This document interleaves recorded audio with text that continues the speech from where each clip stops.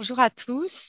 Je vous remercie et je remercie le réseau des diplômés de me donner l'occasion aujourd'hui de discuter avec deux invités de marque, deux directeurs du Festival de la Naudière, Renaud Loranger, qui est directeur artistique, et puis Xavier Roy, qui est directeur général du festival. Euh, Est-ce que vous m'entendez bien? Oui, Parfait. Très Je bien. suis dans la Naudière actuellement. C'est tout à fait à propos pour le sujet d'aujourd'hui, mais malheureusement, ma connexion Internet n'est pas extraordinaire. Alors, je vous prie de m'excuser par avance. Alors, je vais commencer tout de suite par vous poser une question au bénéfice de tous, je crois, pour clarifier un petit peu vos rôles. Euh, que fait un directeur artistique dans un festival tel que le Festival de la Naudière et que fait le directeur général par rapport au directeur artistique? Comment fonctionne en fait votre collaboration au sein du festival? Alors, je ne sais pas lequel des deux veut commencer. Est-ce que Xavier, qui est sur mon écran tout de oui, suite à oui, droite, veut commencer? oui. Mais bonjour tout le monde. D'abord, je vous salue tous, mais particulièrement les visages familiers là, des festivaliers, des donateurs, des membres du conseil d'administration, de l'équipe, des bénévoles, puis aussi les membres de la communauté musicale. Ça fait très plaisir de voir tout le monde. Donc oui, effectivement, je suis le directeur général du festival depuis le mois de juillet 2020. Donc, ça a été des gros mois dans la dernière année. C'est un contexte particulier dans lequel arriver.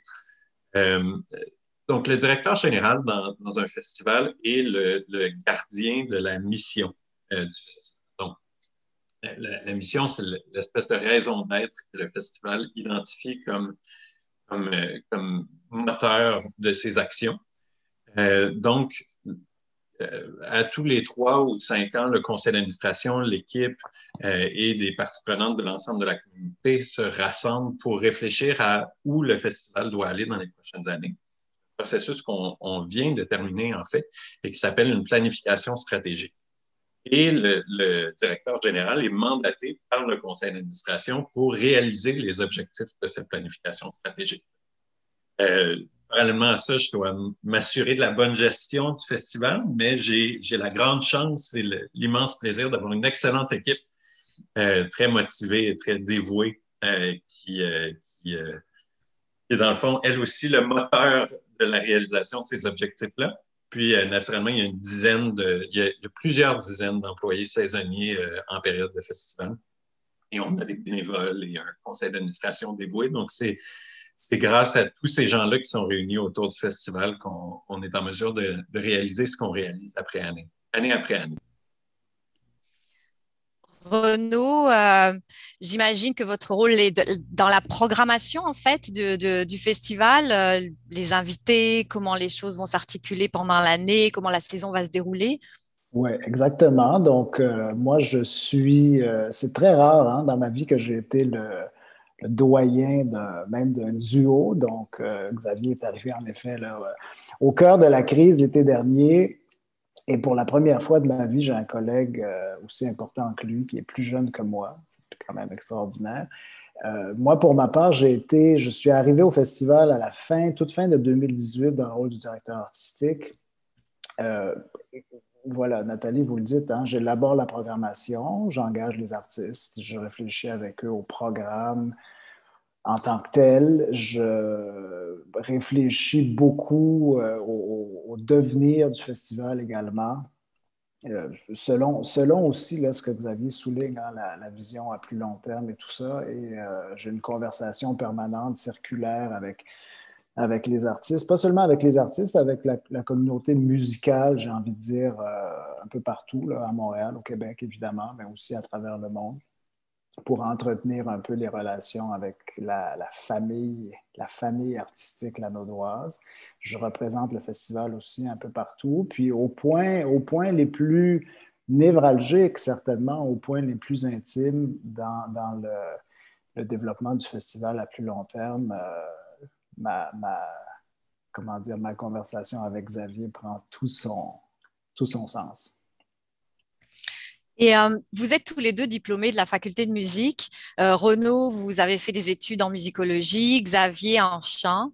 Euh, qu'est-ce qui vous a conduit à voir finalement un parcours où la gestion, si artistique soit-elle, prend une grande place? Comment ce parcours s'est réalisé? Parce que vous avez tous les deux des parcours, vous sortez de la faculté de musique, mais en même temps, vous avez des parcours après qui sont extrêmement différents.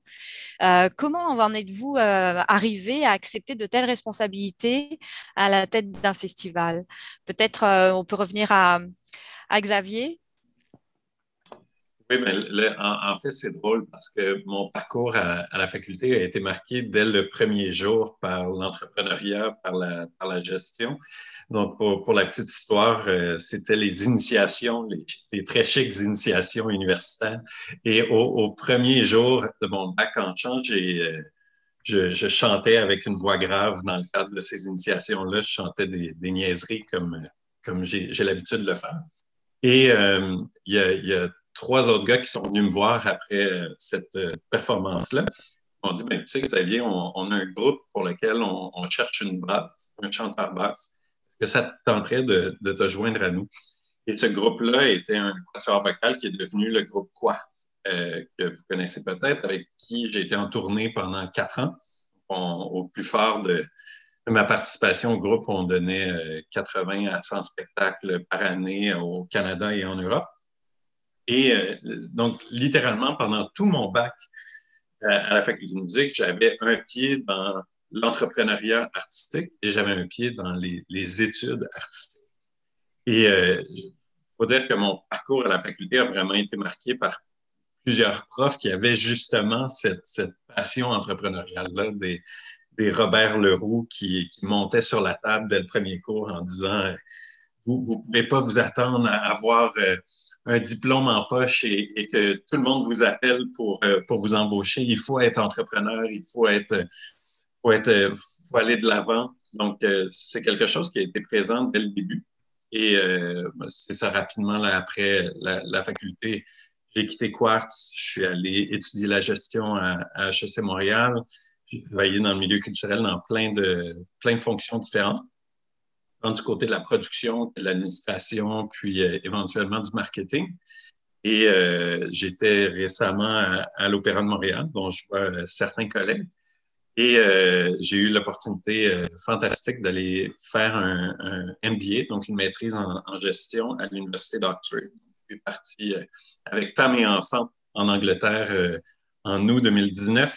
Et là, ben, j'ai complété mon MBA, la crise est arrivée et j'ai eu l'immense chance que le festival se cherche un directeur général à ce moment-là. J'ai appliqué, j'ai été sélectionné pour le poste. Et Renaud, comment vous êtes, est-ce que l'entrepreneuriat vous a trotté dans la tête pendant vos études de musicologie ou est-ce que comme tous ceux qui ont fait des études de musicologie, enfin, beaucoup en tous les cas, pour ma part, je vivais une vie d'étudiante tout à fait paisible. La seule chose qui m'intéressait, c'était uniquement la matière dans laquelle je me trouvais, mais avec la recherche et tout ça, comment les choses en sont venues comment vous êtes passé de cette passion pour la musicologie à une vie professionnelle et puis ensuite au festival? C'est intéressant parce que assez tôt, en fait, comment dire, je savais que je n'allais pas être interprète, ou en fait, je n'avais aucune ambition de ce côté-là. Puis, la musicologie me semblait, en tout cas à l'époque, être une avenue cohérente pour approfondir un certain nombre de choses. Puis, en même temps, avoir la possibilité de commencer très tôt à réfléchir à des avenues professionnelles qui n'étaient pas nécessairement lié à la pratique du travail de musicologue lui-même. Je pense qu'on a référé à moi comme étant un musicologue une fois dans ma vie, dans une étude de cas justement de l'École des hautes études commerciales. Puis je me souviens que ça m'avait beaucoup marqué, ça m'avait frappé. Je me disais, ah oui, vraiment, mon Dieu. Mais c'est quoi cette bête-là? Très vite, oui, c'est ça exactement. Mais très vite, voilà, à la fin de mes études à la faculté, j'hésitais assez sérieusement. J'avais très envie de poursuivre des études supérieures d'une part, mais d'autre part, l'appel de la vie, on va dire, de la vie civile, de la vraie vie, était difficile à, comment dire, c'était difficile de lui résister. Puis, j'ai commencé à travailler à l'Orchestre symphonique de Montréal très tôt, autour de 2007, donc ça fait quand même un petit moment. Puis comme cette première station-là, il y en a eu d'autres après qui étaient tout aussi, on va dire, imprévues, pas vraiment planifiées, mais bon, c'est toujours comme ça. Je pense qu'on fait des plans, on est très occupé à faire des plans, à dresser toutes sortes de projets, puis finalement, la vie se déroule un peu en parallèle, il se produit autre chose, puis voilà. Puis en fait, j'avais l'ambition très tôt de venir vivre en Europe. Et à un moment donné, après quelques années à l'OSM, je suis venu vivre à Berlin. J'ai commencé à travailler chez Deutsche Grammophon, la maison de disques, assez tôt aussi après mon arrivée, mais ce n'était pas prévu non plus. Je n'étais pas du tout, je n'étais pas venu à Berlin pour faire ça, puis c'était pas, comment dire, j'avais aucune intention de travailler dans le domaine de l'enregistrement. Puis 11 ans plus tard, j'y suis toujours. Donc voilà. Donc après quelques années chez Deutsche Grammophon, j'ai pris la direction d'un label, un très beau label aux Pays-Bas qui s'appelle Pentaton, qui est l'ancien Philips Classics. Certains de nos participants connaissent encore Philips Classics. Le label en lui-même est disparu il y a quelques années. Euh, et donc, voilà, même chose, je n'avais pas vraiment l'intention de rester dans le disque. Je voulais rester chez Deutsche Grammophon peut-être quelques années encore, finir des projets qui me tenaient très à cœur. Puis Pentaton est arrivé. C'était une offre absolument impossible à refuser à ce moment-là. De la même manière, de la même manière que quand François Bédard m'a appelé pour me proposer la direction artistique du festival, c'était impossible à refuser, ayant grandi moi-même à Joliette et puis ayant des racines vraiment très profondes là, dans la région, puis au festival aussi, hein, parce qu'au fond, toute ma vie, tout mon parcours de vie a été déterminé par la fréquentation du festival. Alors justement, parlons du festival. Euh, il a un très beau slogan, c'est Ensemble, unis pour la musique. Comment, quelle est l'identité profonde du festival ou quelle est votre vision en fait du festival? Comment ce festival se distingue-t-il d'autres festivals bien connus et qui se déroulent peut-être à Montréal? Comment vivez-vous le fait d'être dans la Naudière, j'allais dire un petit peu excentré par rapport à une grande agglomération comme celle de Montréal, quoique Joliette est une ville très active, il y a beaucoup de choses qui se développent à Joliette. Donc, comment vous voyez, quelle est la vision du festival, quelle est cette identité du festival par rapport à sa situation, j'allais dire, à la fois géoculturelle? Lequel des deux souhaite commencer à répondre à cette Ben, question? spontanément, je dirais que si on pense à plusieurs grands festivals de musique classique ou de théâtre même, ou d'autres disciplines, mais je pense surtout aux festivals de musique classique, que ce soit en Amérique ou en Europe, pour plusieurs, ils ne sont pas situés en métropole. Ils sont, pour certains, vraiment à la campagne. Pour d'autres, dans des villes quand même importantes, mais de dimension beaucoup plus modeste, beaucoup plus petite. Je pense que c'est important de pouvoir sortir de la ville, justement, sortir du cadre habituel, on va dire, du train-train quotidien, puis même du cadre dans lequel, en temps normal, disons, là, pré-pandémie et tout ça, on a l'habitude d'écouter de la musique live, de consommer la musique de concert, d'aller dans la nature, par exemple à la Naudière, au festival, puis d'être certainement dans un état de réceptivité un peu différent de celui qu'on aurait autrement en ville. Donc, d'une part. Puis d'autre part, euh, la Naudière, c'est spécial. Moi, quand j'étais enfant, là, dans les années 80, puis adolescent plus tard, on ne s'en rendait pas nécessairement compte, mais c'est un joyau absolument extraordinaire. Fernand Lindsay était, comment dire, non seulement un visionnaire, mais un homme vraiment, vraiment unique, d'un charisme incroyable, irrésistible, qui, euh, qui déplaçait des montagnes, véritablement, comme j'ai déjà entendu dire, et puis qui a eu la main extrêmement heureuse avec ce festival, qui s'est bien entouré, qui a su bien s'entourer, je pense à certains de nos prédécesseurs, là, à Xavier et à moi, évidemment, puis qui a créé un carrefour de rencontres à Joliette l'été extraordinaire, avec les plus grands artistes, euh, des visiteurs de très grands prestiges internationaux, les artistes d'ici, évidemment aussi, les artistes québécois, canadiens les plus importants, avec lesquels il a tissé des relations très, très, très solides. Je pense notamment là, tout près de nous à Marc-André Hamelin qui était déjà au festival il y a 30 ans, 35 ans, puis qui est aujourd'hui. Et puis voilà, Lanaudière est très attachée à des partenaires historiques essentiels. L'Orchestre symphonique de Montréal, évidemment, qui était là dès le début. L'Orchestre métropolitain aussi, dont la présence s'est renforcée plus récemment.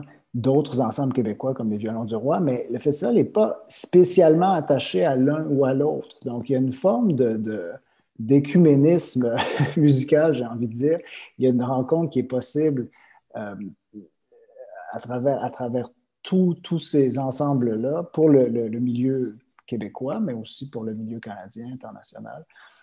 Et puis, on a évidemment toujours des invités de marque de l'étranger. C'est très important, ça demeure important dans notre identité, dans notre développement. Voilà, donc on s'attache très fort à faire vivre cette mission, cette vision-là, à continuer de la faire vivre.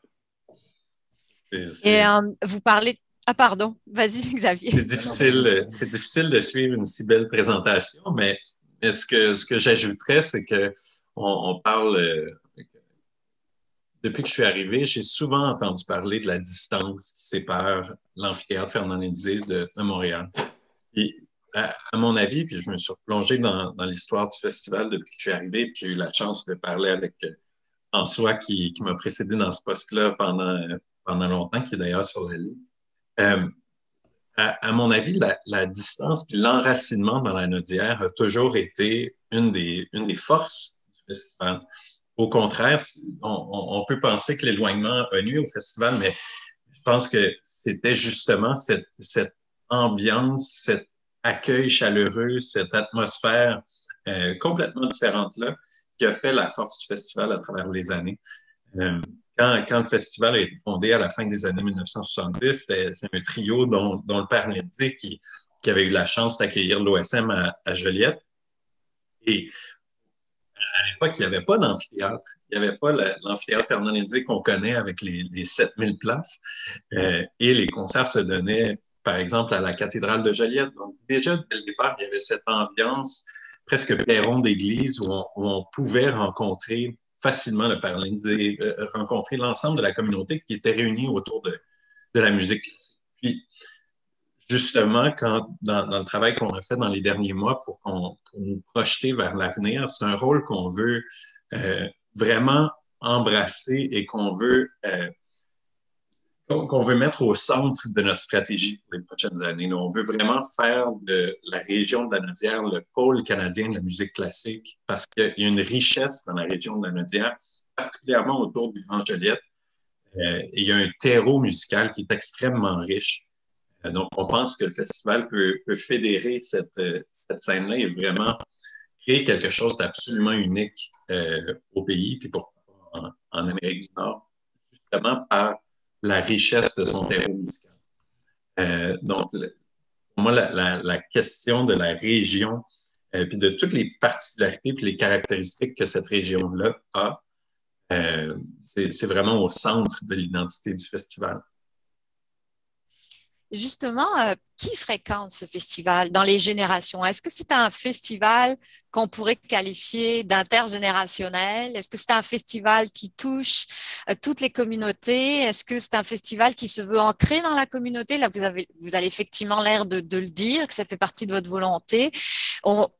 Il est ancré à Joliette, mais en même temps, les moyens technologiques récents et puis finalement, quelque part, les contraintes de ces derniers mois nous ont tous obligés à faire un peu exploser nos frontières. Et puis, on a quand même la chance que la musique soit vraiment sans frontières véritablement, parce que l'émotion est capable de toucher toutes les cultures.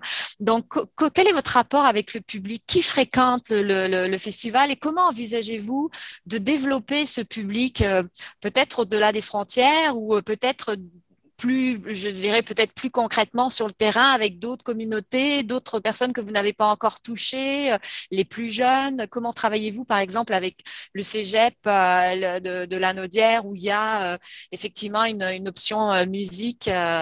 Donc, comment voyez-vous ce festival ancré dans sa communauté, puis au-delà, à travers le web ou d'autres moyens de diffusion? disons, son aspect plus international. C'est Alors ça, c'est plusieurs. stratégique. Est-ce que je m'adresse à Xavier? Je pense que ça fait partie du plan stratégique du festival. Ben, en fait, tout est fait main dans la main au festival, tant avec Renaud qu'avec le reste de l'équipe. Là. Il y a plusieurs bonnes questions dans ce que vous soulevez. Premièrement, le public actuel du festival, rapidement, on peut dire que c'est le public habituel de la musique classique. Donc, un petit peu plus âgé, un petit peu plus aisé, un petit peu plus éduqué que la moyenne québécoise. Par contre, dans notre public, comme dans les publics de n'importe quelle organisation de musique classique, il y a des segments. Donc, on a quand même une bonne proportion de notre public qui est jeune, comme des jeunes familles, entre autres, qui viennent profiter de la pelouse de l'amphithéâtre. Au niveau de la répartition géographique, ben, il y a environ le tiers de notre public qui vient de la région de la Naudière. Ensuite, le 2 tiers, grosso modo, qui vient de l'extérieur, particulièrement du Grand Montréal. Il y a un point que j'aimerais faire, parce que, Nathalie, tu as dit le mot. Euh, on parle souvent dans le milieu de la musique classique de rajeunissement d'auditoire, puis moi, j'essaie tant que possible d'éviter de parler de ça parce que euh, pour moi, c'est vraiment un faux problème. Développer le public de la Naudière, oui, ça passe par faire venir des gens de tous horizons à l'amphithéâtre puis dans les activités du festival, mais c'est pas nécessairement avec une priorité sur les jeunes. Au contraire, je pense que la musique classique a un public naturel et il faut s'assurer que le public qui vient déjà nous voir ait envie, à la sortie de l'événement, de revenir. Puis ça, c'est un enjeu dans le milieu de la musique classique qu'on oublie trop souvent. La musique classique est excellente pour aller convaincre des gens de venir nous voir. Mais on a toujours de la difficulté à les faire revenir. Donc, vraiment, le festival, dans les prochaines années, souhaite justement jouer sur les forces de la région de la Naudière, jouer sur nos forces comme l'amphithéâtre, qui a une acoustique absolument merveilleuse, qui est un lieu phénoménal, jouer sur les réseaux artistiques auxquels Renaud a accès et qu'il programme au festival. Donc, pour créer une expérience qui va être absolument unique, non seulement au Québec, mais au Canada. Et à partir du moment où on joue vraiment sur une expérience qui représente très bien la région de la Naudière, mais il n'y a personne d'autre ailleurs dans le monde qui peut proposer cette expérience-là. C'est comme ça qu'on réussit à se démarquer à l'international. C'est en offrant quelque chose qu'absolument personne ne peut offrir à travers le monde, tant pour le public que pour les artistes.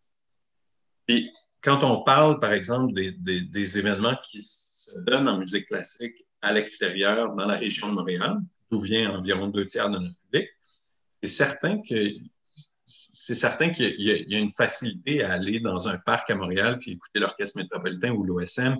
Puis c'est super qu'il y ait cette opportunité-là.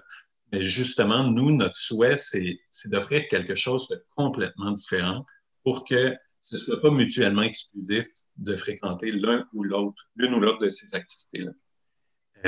Puis finalement, sur le point du web et de la COVID que tu mentionnes, effectivement, on a fait des diffusions numériques. En fait, cette décision-là a été prise avant que j'arrive. Donc, j'en prendrai pas le succès sur mes épaules du tout. Et il y a eu un immense appétit de la part du public, tant au Québec qu'au Canada qu'à l'international, pour les diffusions de concerts qu'on a faites en ligne cet été. Donc, on a vu là la possibilité de rejoindre de nouvelles personnes, d'entretenir le lien avec les personnes qui sont déjà attachées au festival. Et au fur et à mesure où on avance dans la stratégie du festival, ça va devenir un moyen exceptionnel de mettre de l'avant l'expérience absolument unique qu'on offre au festival, puis la qualité des artistes qu'on accueille, et d'avoir cette vitrine-là qui peut être offerte n'importe où dans le monde. Donc, voilà pour ma part. Renaud? Ben, Peut-être je c'est vais me juste... permettre d'intervenir. Je m'excuse, Non, non, Renaud, vas-y, je te vas-y, coupe la parole, je m'en sans excuse. faute. J'ai vu que plusieurs d'entre vous Sans faute. déjà avaient levé la main pour éventuellement poser une question, c'est ce que j'en comprends. Nous n'allons pas vous donner la parole en direct, donc vraiment, je vous invite à poser plutôt la question dans le fil de discussion. Et là, Nathalie, dans quelques minutes, Je vais va relever la pouvoir question. voilà, lire la question et la poser à nos deux intervenants. Donc, je m'excuse, Renaud, je te redonne la parole. Sans faute, merci Virginie. Non, mais merci Xavier aussi, c'est remarquablement bien dit. Moi, j'ai la chance de fréquenter des festivals un peu partout dans le monde, d'aller au concert, de voir des opéras. En fait, pas en ce moment, mais disons encore une fois en temps normal. Puis, j'ai eu l'opportunité de l'évoquer souvent depuis mon arrivée, ou j'ai envie de dire mon retour au festival à Joliette. Mais c'est parce que c'est vrai, le festival est unique, il a des possibilités uniques, des capacités uniques, il peut avoir de très, très grandes ambitions. J'abonde absolument dans ce que vous aviez, dans le sens de ce que vous aviez dit. Et puis, juste pour, comment dire, la valeur de l'anecdote, à la fin de la saison 2019, qui était la première que j'ai programmée, on était réunis à l'amphithéâtre avec un chef d'orchestre montréalais important et sa famille. Et sa maman dit c'est tellement beau l'amphithéâtre, c'est le plus bel amphithéâtre en Amérique. Et puis on se dit ah, ben, en Amérique, oui, sans doute. Enfin, disons qu'il y a des chances. Puis après, elle continue, elle dit oh non, je pense que c'est certainement le plus beau du monde. Puis je dis ben, le plus beau du monde, je ne sais pas, franchement, on n'a pas nécessairement, on ne faut pas prétendre à comment dire, une connaissance aussi exhaustive là, de toutes les salles de concert, de tous les amphithéâtres du monde. Mais on a quitté quand même l'amphithéâtre justement cet après-midi-là en se disant ah, peut-être, c'est peut-être le plus beau du monde. Puis, j'ai pas peine à le croire. Je pense il faut vraiment en parler. C'est un lieu très particulier qui finalement rappelle les amphithéâtres grecs, enfin discrètement, mais qui rappelle quand même les modèles de l'Antiquité grecque, des endroits de rassemblement au cœur de la nature, justement. Et puis, il s'y passe des choses merveilleuses. L'acoustique est exceptionnelle. Ces concepteurs ont eu vraiment la main très, très heureuse à l'époque. Là. Ça arrive rarement, j'ai envie de dire, qu'on réussit à ce niveau-là. Donc voilà, les outils sont là, les instruments sont là, les possibilités sont là. Et puis, encore une fois, moi, j'ai eu le bonheur de vivre ou en fait de découvrir le monde grâce à ce festival-là quand j'étais petit ou quand j'étais adolescent. Puis j'espère on va pouvoir, dans les prochaines années aussi, là, donner cette chance-là à beaucoup, beaucoup de gens. Renaud, vous parlez de découvrir le monde au festival et puis c'est sûr que quand on est jeune ou quand on est enfant et puis on n'a pas vraiment de contact avec la musique classique et puis tout d'un coup on tombe avec dans une programmation avec des œuvres exceptionnelles qu'on découvre pour la première fois, qu'on vit une expérience et des émotions particulières. C'est sûr que ça peut nous conduire à devenir un fidèle de la musique classique. Mais parlons de programmation justement par rapport à ce que vous avez dit de l'expérience particulière que vous voulez offrir au festival. Et puis, par rapport à sa dimension à la fois locale et puis internationale, comment commencez vous à travailler sur une programmation? Vous commencez par quel bout? Enfin, je veux dire, quelqu'un qui dit, tiens, j'ai la programmation 2021 à faire de la saison. Comment je m'y prends? Je commence par quel bout? Comment je me dis, bah là, peut-être je vais inviter tel chanteur, mais pour équilibrer ma saison, je vais travailler avec lui sur la programmation de façon à ce que telle œuvre soit équilibrée, qu'on ait telle période de l'histoire de la musique qui soit représentée, puis peut-être telle autre. Je sais pas, j'imagine. Hein, j'ai jamais programmé une saison. Je sais qu'à la faculté de musique, les musiciens programment leur saison, puis on en discute, mais c'est pas le même processus. Donc, j'imagine ce qu'on peut faire pour programmer une saison. Comment est-ce que vous vous y prenez pour programmer votre saison? C'est une excellente question. Non. Mais au-delà de... comment dire, vous mentionnez beaucoup de choses encore très importantes, l'équilibre notamment. C'est sûr que j'ai une liste, on va dire, de souhaits, de rêves aussi, de projets, d'espoirs, mais j'ai une liste en fait de choses, que ce soit des œuvres ou des artistes, qui me semblent être cohérentes pour le public du Québec, le public du festival. Des choses puis j'essaie quand même d'être assez attentif à ce qui se fait aussi ailleurs au pays, à ce qui s'est fait aussi plus récemment. Puis c'est une conversation finalement un peu circulaire, hein? C'est une conversation permanente. Après ça, bon, on essaie de voir un peu qui est disponible à quel moment. Évidemment, la longueur du cycle de planification est importante. C'est pas toujours facile, mais il faut essayer de le faire le plus en amont possible pour être capable vraiment de jouer, on va dire, dans la cour des grands, là, entre guillemets, parce qu'à l'international, le planning se fait souvent 2, 3, 4, des fois 5 ans à l'avance, là, quand on pense aux chanteurs. Quoique la COVID a complètement chamboulé ces pratiques-là, là, évidemment. Mais voilà, puis il y a des impondérables, ou enfin, il y a des blocs, il y a quand même un cadre là, établi au festival qui est très, très solide, qui est très fiable aussi. Donc, j'approche toujours nos partenaires historiques, là. Premièrement, encore une fois, l'OSM, l'Orchestre métropolitain. On place ces dates-là très vite. Après, on parle à des orchestres internationaux, sans nécessairement, avant de parler même à des artistes individuels, on parle à des ensembles internationaux dont on sait qu'ils vont être en Amérique, par exemple, l'été prochain ou l'été suivant. Mais dans certains cas aussi, on peut simplement initier des projets, c'est-à-dire que approcher des gens, leur dire, seriez-vous disponible, voudriez-vous venir en Amérique l'été? Puis ça, c'est merveilleux aussi. Donc voilà, c'est des conversations, comment dire, des conversations multiples qui se déroulent en parallèle tout le temps.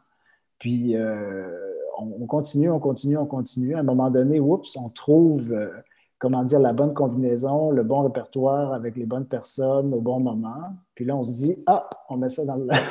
on met ça dans le calendrier, puis ça ne bouge plus.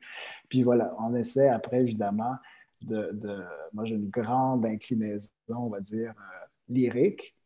Donc, j'essaie aussi de me retenir un peu pour ne pas avoir que des concerts avec la musique vocale, pour ne pas avoir que des chanteurs pendant 5 ou 6 semaines. J'exagère, là, c'est pas si difficile que ça, mais c'est important. Encore une fois, on ne programme pas pour soi-même.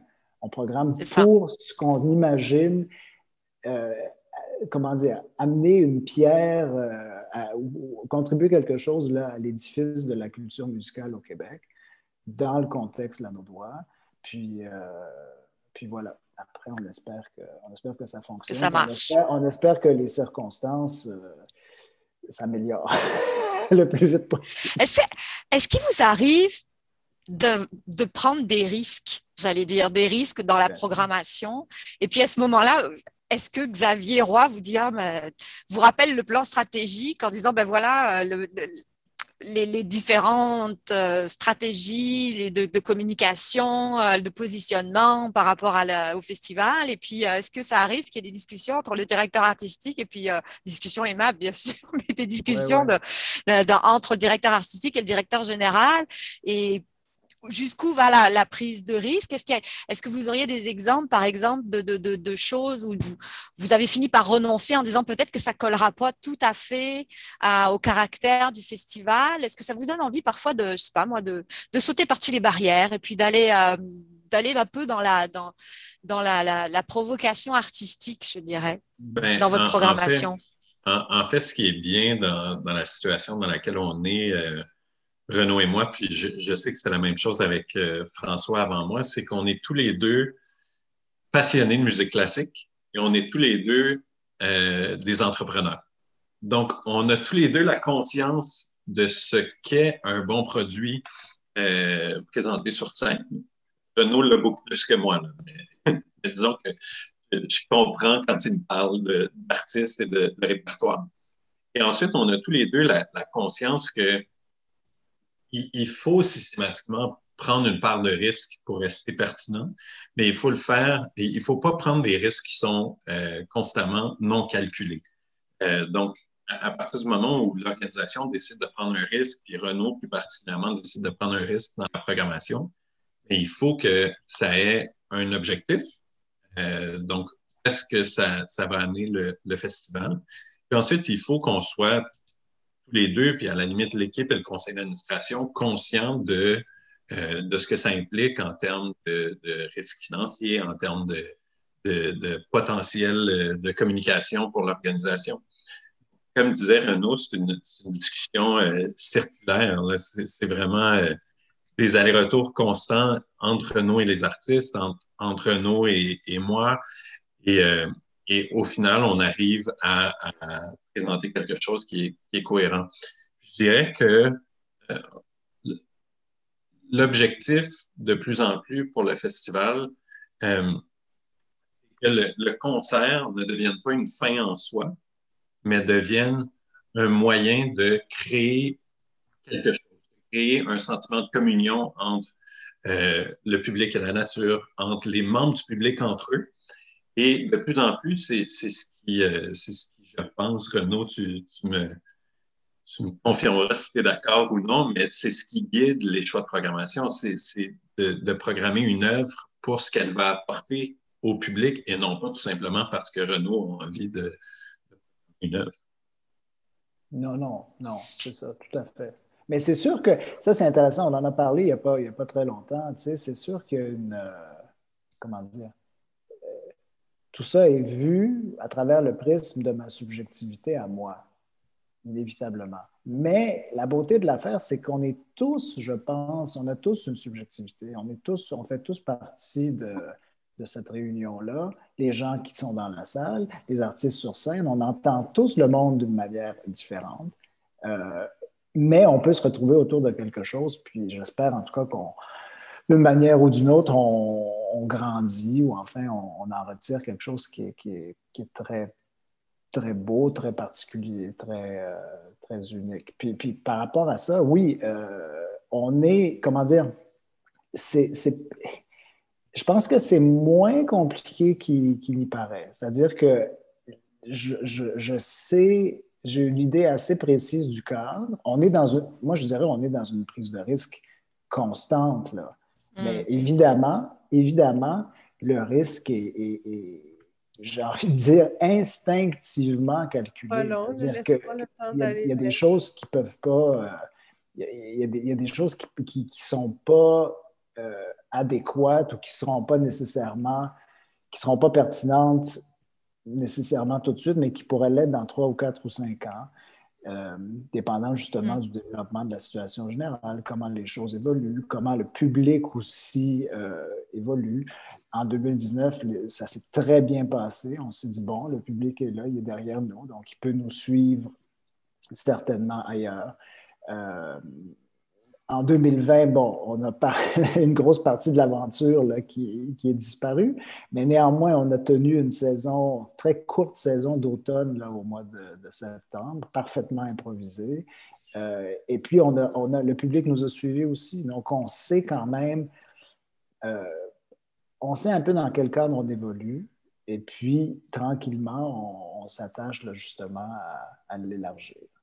Et un tout petit point là-dessus, parce que Renaud soulève un bon point. La musique classique, les arts en général, c'est systématiquement de la prise de risque.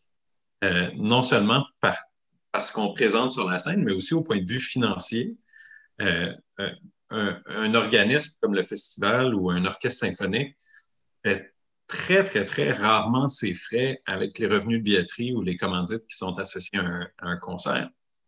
Systématiquement, c'est qu'un concert qu'on va présenter a une grande chance d'être déficitaire.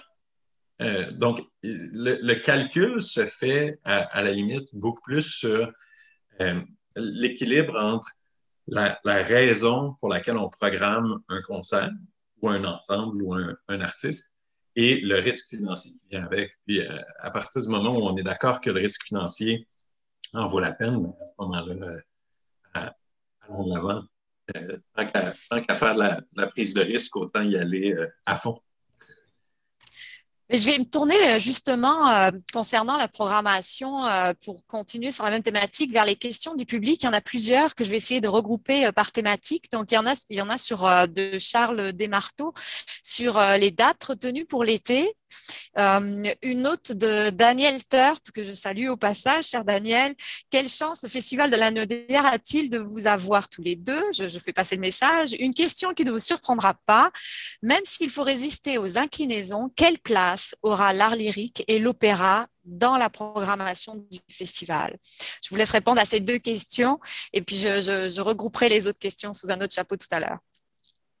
Je vais peut-être prendre la question des dates parce qu'on s'attendait bien entendu que cette question-là soit soulevée aujourd'hui. Disons que les pronostics semblent favorables pour la présentation de concerts en personne cet été.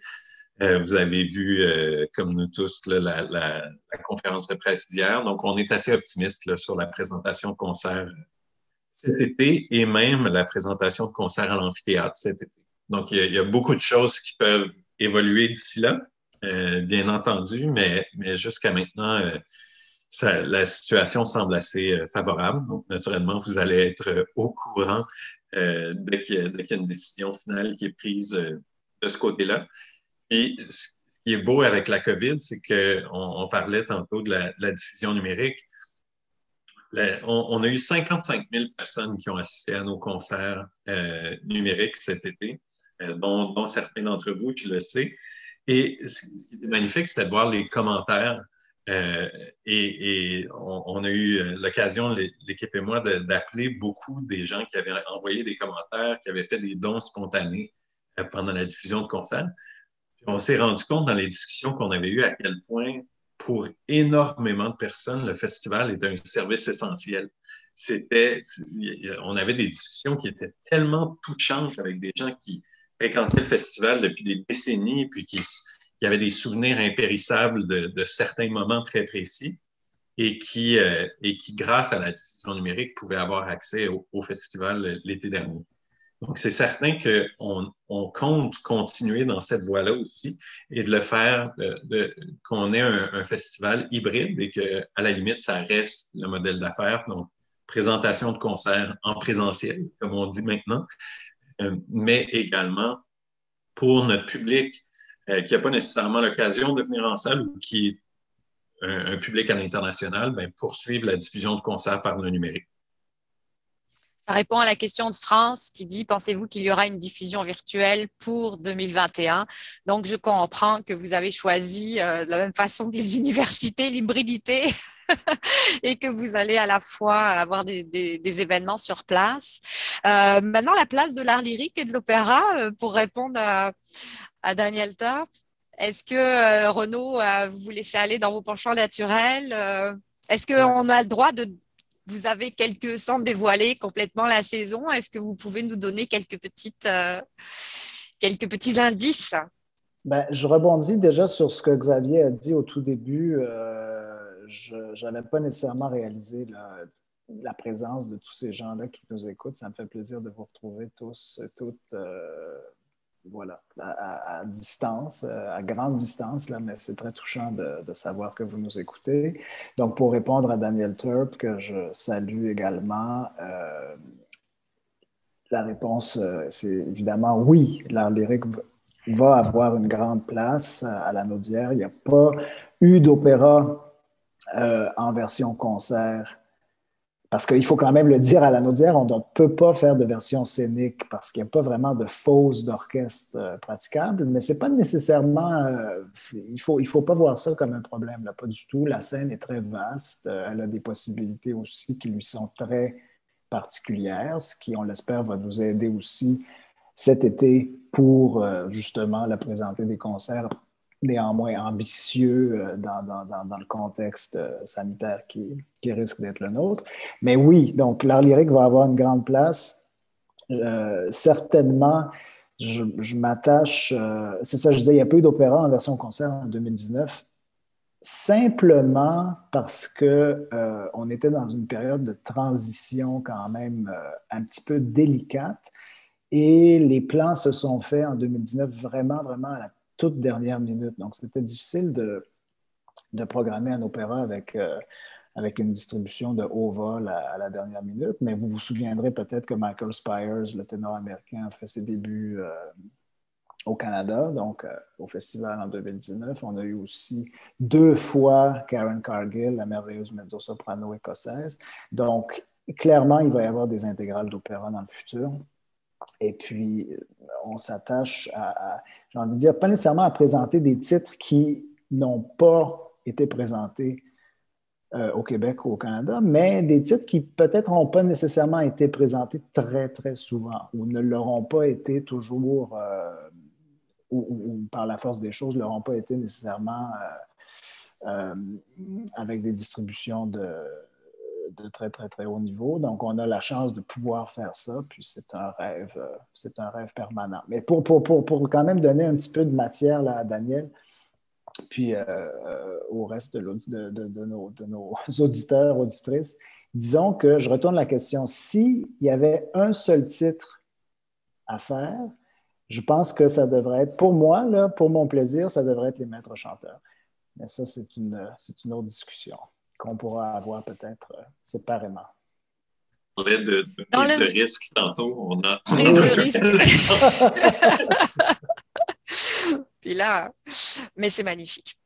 Il y a une question concernant, en fait, je vais un peu les regrouper concernant des œuvres qui pouvaient être créées pendant le festival et aussi les œuvres, la place du répertoire québécois dans le festival de la Naudière. Oui, ben, tout à fait. Comment voyez-vous les choses? Parce que c'est les deux aspects, là, votre ancrage et puis votre, disons, promotion quelque part de l'expérience québécoise à travers le festival La Naudière. Oui. J'ai dit dans une entrevue, une de mes premières entrevues, que je souhaitais que la création occupe une place importante au festival ou, à l'inverse, que le festival joue pleinement son rôle de moteur de la création musicale, québécoise certainement, mais pas exclusivement. Puis je vous avouerai que dans le contexte des 2 dernières saisons, disons, en incluant 2019 là-dedans, puis 2020, qui est un peu un contexte vraiment très particulier, 2021 aussi, j'ai pas vraiment, puis je le dis en toute candeur, j'ai pas vraiment eu pour moi-même comment dire, la hauteur de vue ou la largeur d'esprit de m'attacher comme il faut à ce qui se fait au Québec pour pouvoir tirer de ça à moyen, à long terme, une politique artistique qui me semble cohérente. Mais ça s'en vient, je vous le promets.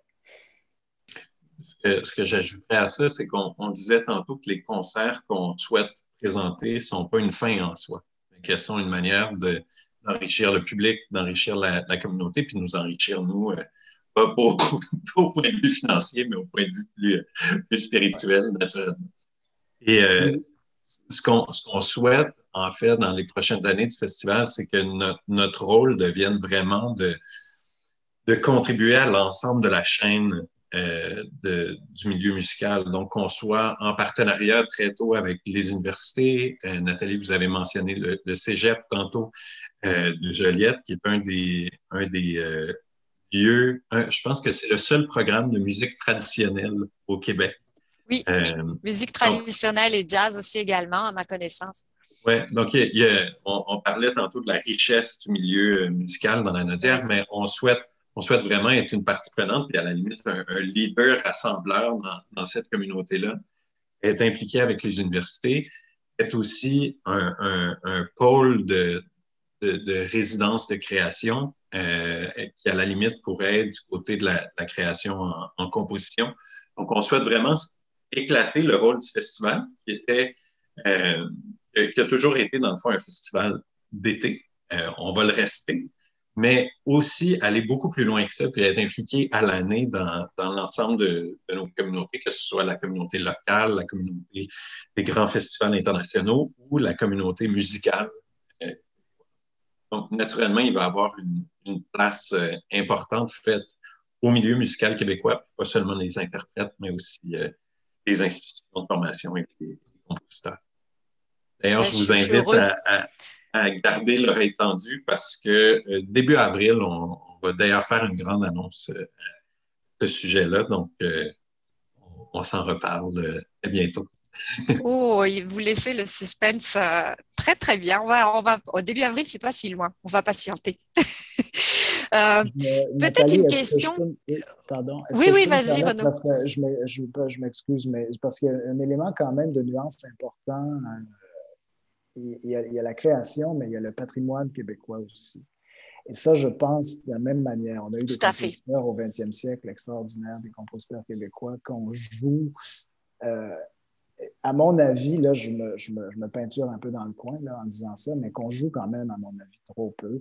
Donc, c'est clair que ça fait partie de ma réflexion. Encore une fois, j'insiste là-dessus, je n'ai pas pour moi-même le sentiment en ce moment ou jusqu'à maintenant d'avoir trouvé exactement le bon équilibre ou le bon filon. Mais voilà, encore une fois, ça va venir.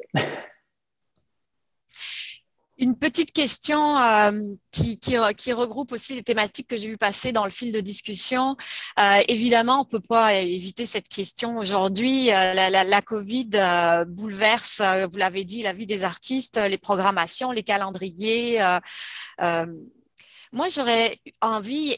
Il y a une question qui concerne en fait le plan B. Si des fois il arrive quelque chose dans la programmation, j'imagine qu'en ce moment, vous pensez toujours au plan B en raison du contexte actuel.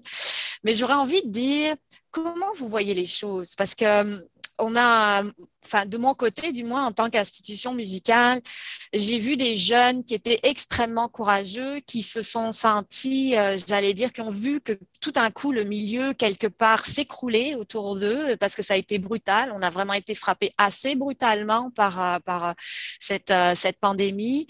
Bon, on espère voir la lumière au bout du tunnel, mais comment vous voyez la musique après pandémie? Comment vous voyez la vie des festivals après pandémie? Alors, c'est une question un peu banale, mais néanmoins, on est obligé de se la poser parce que ça a transformé énormément de choses. Déjà, on a eu un passage brutal au numérique, ça c'est clair, mais en même temps, la création à distance, la diffusion à distance, la connaissance de la musique, tout ça, les gens se sont précipités sur le web pour écouter toutes sortes de concerts, toutes sortes de diffusions privées, plus publiques.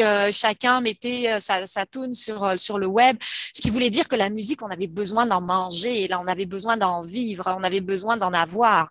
Donc, moi, ça a été comme une espèce de révélation. Le monde musical s'écroulait d'un côté, mais de l'autre côté, il y avait un public qui était là, il y avait le public qui était présent, qui manifestait son désir d'écouter de la musique, d'en faire, de partager, parce que la musique, c'est quelque chose qui se partage, l'émotion, c'est quelque chose qui se partage, qui se vit en direct. Mais là, et on a senti tout ce mouvement-là. Alors, quel est je dirais, les traces que va laisser cette pandémie sur un festival tel que celui de la Naudière, ou même sur votre vision quelque part de la musique à notre époque, et puis dans la situation dans laquelle on va se trouver en sortir de la pandémie?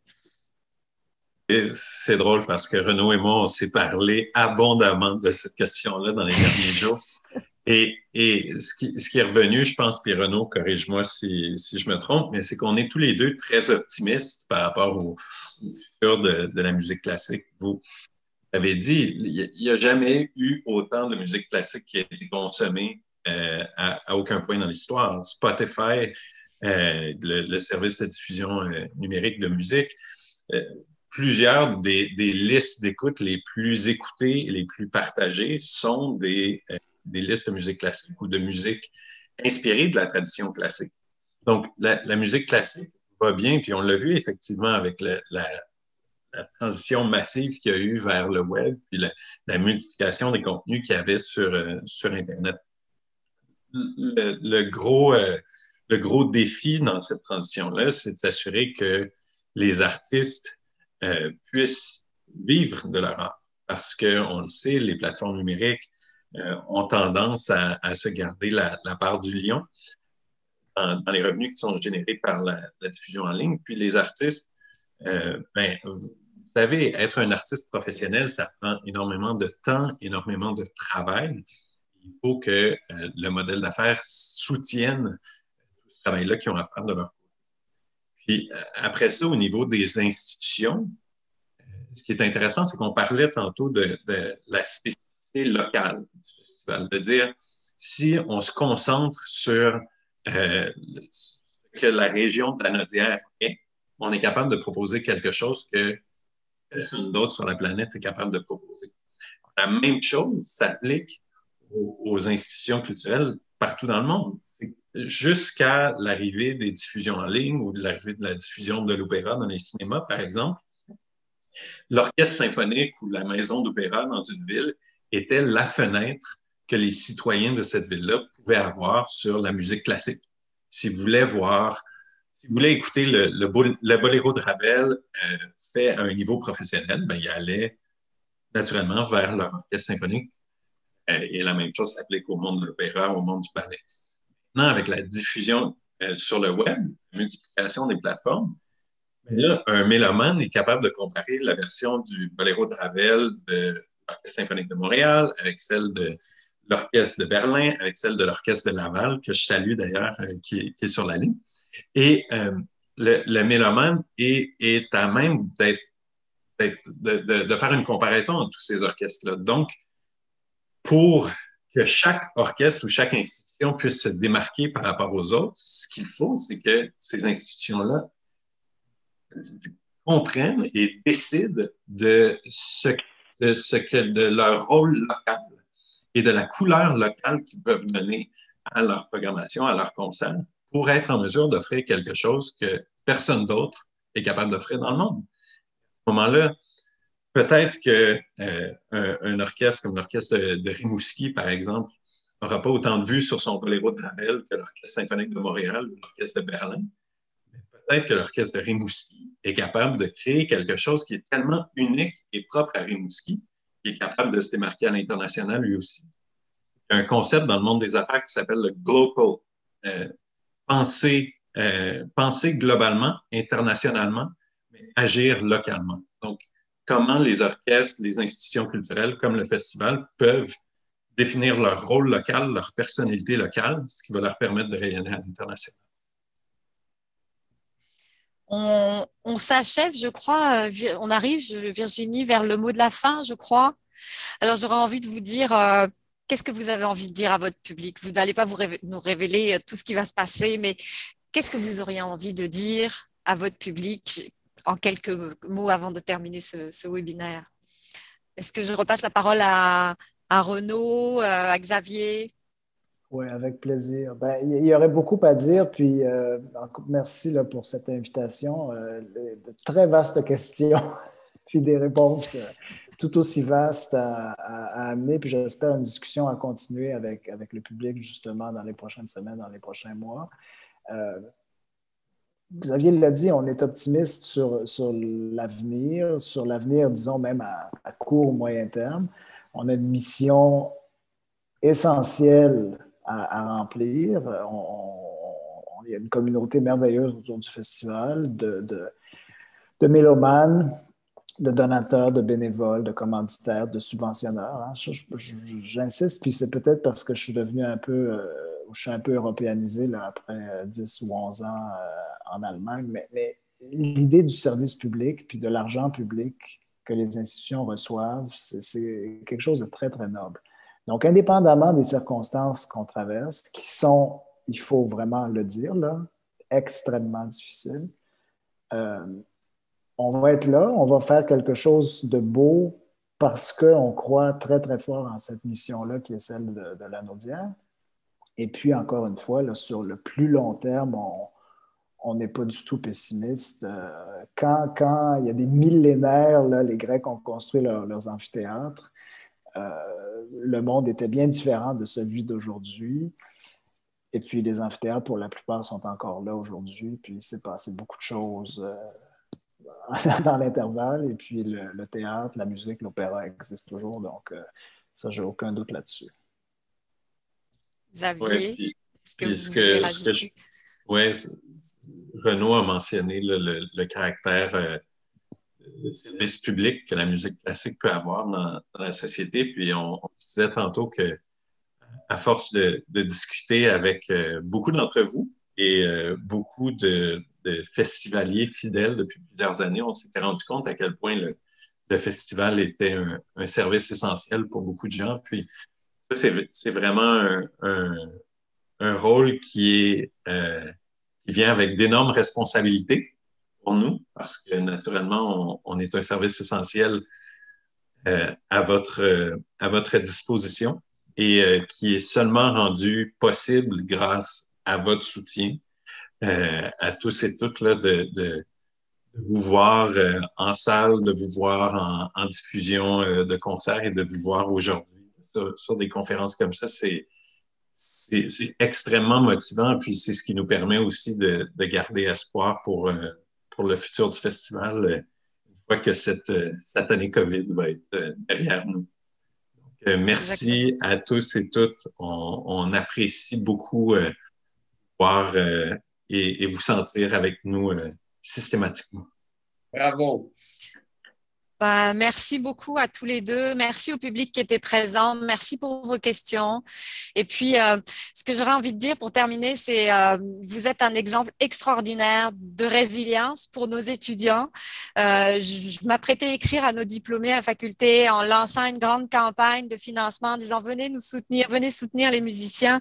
Mais là, disons l'exemple que vous donnez, les témoignages, l'espoir que vous nous laissez transparaître dans tous vos propos et puis la façon dont vous envisagez l'avenir, pour moi, c'est merveilleux et je pense que c'est ça qu'on attend de nos diplômés, c'est qu'ils tracent des chemins pour nos étudiants et puis pour tous les jeunes musiciens qu'on forme à la faculté. Puis on en forme avec beaucoup de talent. Preuve en est, Renaud et Xavier aujourd'hui qui ont une carrière extraordinaire et puis qui font rayonner la musique classique. Donc, merci infiniment à tous les deux, bravo. Et puis, merci à tout le public qui a écouté ce webinaire un petit peu extraordinaire. J'espère qu'il y en aura d'autres.